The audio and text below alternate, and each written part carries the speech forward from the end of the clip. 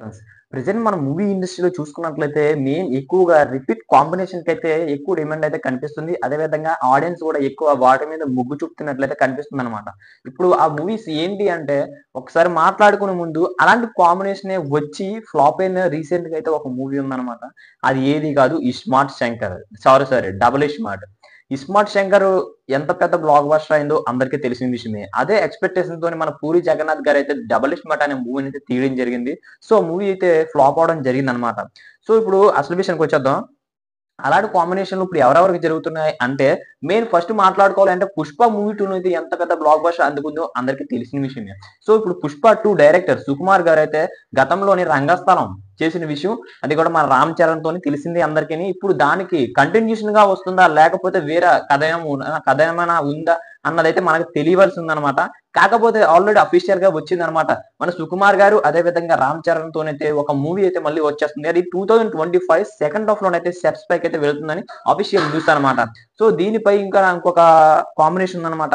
గతంలో చూసుకున్నట్లయితే మన 'పూరి జగన్నాథ్' గారు అదే విధంగా 'నాగార్జున' గారితోని మంచి సరైన మూవీలు ఒక సాలిడ్ మూవీస్ అయితే మన ముందుకైతే రావడం జరిగిందనమాట. ముందుగా 'సూపర్', 'శివమణి' అలాంటి మూవీస్ అయితే మన ముందుకు వచ్చాయి. సో, అలాంటి మూవీస్ కాంబినేషన్ మళ్ళీ 2025లో రిపీట్ అవుతుందా అంటే చాలా వరకు రిపీట్ అవుతుందనే మనకి తెలుస్తున్న విషయం అనమాట. సో, ఇప్పుడు మాట్లాడుకున్నట్లయితే 'పూరి జగన్నాథ్' గారు అంత ఫామ్‌లో లేరు. సో, ఫామ్‌లో ఉన్నా అది పెద్దగా ఇదిగా అనిపించటం లేదు. అంటే కథ సాలిడ్‌గా రెడీ చేసుకోవట్లేదా? లేదా డైరెక్షన్ లోపమా అని మనకైతే తెలియట్లేదు గానీ, మొత్తానికైతే ఫ్లాప్‌లయితే ఎదుర్కొంటున్నారనమాట.